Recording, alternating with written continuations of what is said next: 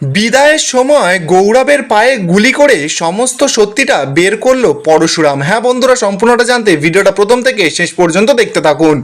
ধারাবাহিকের শুরুতে দেখা যাচ্ছে যে পিকু তো তটিনীর মেকআপ, লিপস্টিক এই সমস্ত কিছু ইউজ করে নিজের মুখে মেকআপ করছে। ঠিক তখনই তো সেখানে পরশুরাম চলে আসে। পরশুরাম এসেই তো পিকুকে বলছে যে এই এই কী করছিস তুই এখানে। পিকু তখন বলছে যে পা আমি মেকআপ করছি। পরশুরাম তখন বলছে যে মাম্মির লিপস্টিক আর এইগুলো সব মেকআপ টেকআপগুলো নিয়ে এইসব করছিস। তো পিকু তখন বলছে যে হ্যাঁ পা, মাম্মি তো সব সময় সাজে, আমি একদিন সাজলে কি হবে। লাট্টু তো এবার এসে পিকুকে বলছে যে এই শোন, তোকে না সাজলে একদমও ভালো লাগে না। পিকু তখন রেগে যায় লাট্টুর ওপর। লাট্টুকে বলছে যে তুই মেকআপের কি বুঝিস রে, দেখ না আমি লিপস্টিক পরেছি, আইলাইনার পরেছি, সব কিছু পরেছি। এবার তো দেখা যাচ্ছে দুই ভাই বোনের মধ্যে খুব ঝামেলা লেগে গেছে। পরশুরাম এবার দুই ভাই বোনকে থামাচ্ছে, বলছে যে আচ্ছা আচ্ছা ঠিক আছে ঠিক আছে, পিকু তুমি তোমার মতন সাজো, আর লাট্টু একদম লাগবে না কিন্তু ওর পেছনে। ঠিক তখনই দেখা যাচ্ছে যে সেই ঘরে তো সত্যজিৎ বাবু চলে এসেছে। সত্যজিৎ বাবু এসেই তো পরশুরামকে বলছে যে থ্যাংক ইউ।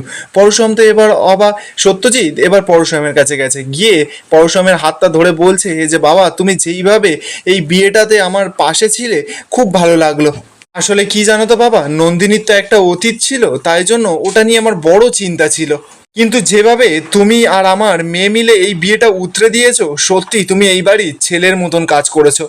আগে তবে তুমি আমার জন্য অনেক কিছু করেছো। আমার তো আর পুত্র সন্তান নেই, তুমিই আমার সন্তানের মতন। এবার কিন্তু তোমাকে পুরো ব্যবসাটা সামলাতে হবে।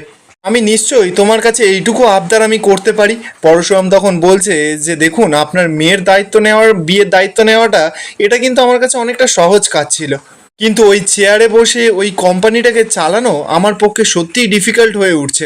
সত্যজিৎ তখন বলছে যে কেন বাবা, তোমার কি কোনো সমস্যা হচ্ছে।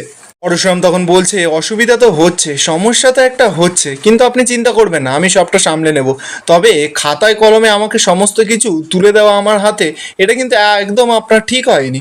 দেখুন, আমি কিন্তু একজন মিডিল ক্লাস ফ্যামিলি থেকে বিলং করি, তাই জন্য বলছি যে আমি লুঙ্গি পরে, পায়ে চপ্পল পরে বাজারে বেরিয়ে পড়ি, রাস্তাঘাটে বেরিয়ে পড়ি। আর আপনাদের ক্লাসটা কিন্তু অনেকটা উঁচু। দামি দামি স্যুট বুট, দামি দামি ব্রেসলেট, ঘড়ি সব কিছু পরে আপনারা বেরোন। আর আমি এখন দামি দামি গাড়ি চড়ছি, বাড়ির সামনে বড় বড় গাড়ি দাঁড়িয়ে রয়েছে, অফিসে যাচ্ছি, আমার আন্ডারে কত ছেলেপুলে কাজ করছে, এলাহি খাওয়া দাওয়া। মাঝে মধ্যে আমার কি মনে হয় জানেন তো, যে আমরা দুজনে আলাদা মানুষ, আমরা দুটো অন্য গ্রহের লোক। সত্যজিৎ তখন পরশুরামের কাছে এসেছে, এসে বলছে যে একটু খাপ খাইয়ে নাও বাবা, দেখো এত বাড়ি গাড়ি সম্পত্তি এই সমস্ত কিছু তো একদিন না একদিন তোমারই হবে, তুমি একটু মানিয়ে গুছিয়ে নাও। পিকু তখনই এবার পরশুরামকে বলছে যে পা, তুমি খুব রিচ তাই না, তুমি খুব বড় লোক। পরশুরাম তো এবার রেগে যায়, বলছে যে পিকু। পিকু তখন এবার ভয় পেয়ে গেছে। পিকু এবার বলছে যে হ্যাঁ পা, আমাকে তো বলছিল। তো পরশুরাম তখন বলছিল কে বলছিল। তো পিকু তখন বলছে যে আয়ুষী মাসি তো আমাকে বলছিল যে তুমি নাকি খুব রিচ, খুব বড় লোক, তোমার নাকি মিলিয়ন মিলিয়ন টাকা। লাট্টু তখন বলছে যে মিলিয়ন মিলিয়ন টাকা, দাঁড়া আমি গুনে দিচ্ছি যে 1 মিলিয়নে কত টাকা, কতটা শূন্য হয়। পরশুরাম তো এবার রেগে যায়, বলছে যে লাট্টু এইসব নিয়ে তোমাদের একদম ভাবতে হবে না। সত্যজিৎ তো এবার পরশুরামকে বলছে যে আচ্ছা আচ্ছা ওরা কাউন্ট করুক না, পিকুর বিয়েটা আমি দেখে যেতে পারবো কিনা জানি না, তবে আমি ওকে প্রিন্সেসের মতন রাখতে চাই, প্রিন্সেসের মতন। আর আমার নাতি সে পুরো প্রিন্সের মতন মানুষ হবে। ওদের জীবনে যেন কিছু না পাওয়া বলে কোনো বস্তু না থাকে, যা চাইবে ওরা তাই পাবে। লাট্টু তখন বলছে যে আমরা সব পাই, আমরা সব পাই দাদু। পিকুও তখন বলছে যে হ্যাঁ আমাদের পা আমাদের সব কিছু দেয়। লাট্টুও তো এবার বলছে যে আমাদের জন্য পা সকাল সকাল রুটি তরকারি এই সমস্ত কিছু বানিয়ে দেয়, খুব সুন্দর হয়। আর মাম্মি, মাম্মি তো আমাদের স্কুলের জন্য টিফিন বানিয়ে দেয়, সেটাও খুব ভালো হয়। আমার তো মাম্মির হাতে রান্না খেতে খুব সুন্দর লাগে। আর হ্যাঁ, পা না মাঝে মধ্যে মাটন আনে, মাটন খেতে আমার খুব ভালো লাগে। সত্যজিৎ তো এবার বলছে যে ঠিক আছে, আজকের পর থেকে তোমরা রোজ মাটন খাবে, বাড়িতে রোজ মাটন আসবে, মাটন দিয়ে তোমরা ভাত খাবে। পরশুরাম তো এবার সত্যজিৎকে বলছে যে না না একদম না, রোজ মাটন খেলে ওদের মাটনের প্রতি কিন্তু ভক্তিটাই উঠে যাবে। রোজ যেই জিনিসটা ওরা হাতের সামনে পাবে সেটাতে ওরা আর ভালো লাগবে না, অভ্যস্ত হয়ে যাবে। ওদের দুজনকে প্লিজ আমাদের মতন করে একটু মানুষ করতে দিন না, আমার মতন মানুষ করতে দিন, পুরো কমন ম্যানের মতন। সত্যজিৎ তো এবার অবাক, বলছে যে কি বলছোটা কি তুমি। পরশুরাম তো এবার সত্যজিতের কাছে গিয়ে বলছে যে হ্যাঁ আপনি আমাকে আপনার কোম্পানির দায়িত্ব সামলাতে দিয়েছেন, আমি সেটা সম্পূর্ণভাবে পালন করছি, কিন্তু সেটা আমার বাচ্চার বিনিময়ে না। আমাদের বাচ্চার ওপর এই অর্থের আঁচটা না একদম আসতে দেবেন না, অর্থ মানুষকে একমাত্র ধ্বংস করতে পারে। অর্থ মানুষকে তাচ্ছিল্য করতে শেখায়, অবহেলা করতে শেখায়, অহংকার এনে দেয়। তাই বলছি প্লিজ ওদেরকে আমার মতন করে আমাকে মানুষ করতে দিন। তখনই দেখা যাচ্ছে সেখানে বলরাম এসেছে। বলরাম এসে সত্যজিৎকে বলছে যে ওদিকে মেয়ের বরণ হচ্ছে, আপনি ওখানে যান, আপনাকে ডাকছে। সত্যজিৎ তো এবার পরশুরামকে বলছে তা বাবা তুমি যাবে না, চলো। পরশুরাম তখন বলছে আমি না ঠিক ওই কান্নাকাটির মধ্যে থাকতে পারি না, আমার খুব অস্বস্তি হয়। আপনি যান, আপনি গিয়ে আপনার মেয়েকে বরণ করুন, ওখানে গিয়ে আপনার এখন খুব প্রয়োজন ওখানে। সত্যজিৎ বাবু তো এবার ওখান থেকে চলে যায়। বলরাম তো এবার পরশুরামের কাছে গেছে, গিয়ে বলছে যে একটা মস্ত বড় ভুল হয়ে গেল রে, মানে নন্দিনীকে যেখানে তোরা বিয়ে দিলি সেটা একদম ঠিক জায়গা নয়। পরশুরাম তো অবাক, বলছে যে মানে? বলরাম তখন বলছে যে তুই জানতিস না যে এই গগনেন্দ্রনাথ চৌধুরী, গৌরব চৌধুরী এরা একদম ঠিক লোক নয়? তুই বিহেভিয়ারটা একবার দেখলি না মণ্ডপে? তারপর বিয়ের আসরে কি করলো, বিয়ের আসরে কেমন ব্যবহার করলো। নন্দিনীর তো ওখান থেকে বিয়ে ছেড়ে উঠে যাওয়া উচিত ছিল। এই বিয়েটা না আমাদের একদম করতে দেওয়া উচিত হয়নি, বিয়েটা বন্ধ করে দেওয়া উচিত ছিল। আর সমস্ত দায়িত্ব ছিল কিন্তু তোর ওপর, তোর উচিত ছিল পরশুরাম। আর আজকে যদি নন্দিনী অসুখী হয় না তাহলে আমি কিন্তু প্রথম তোর দিকে আঙুলটা তুলবো পরশুরাম।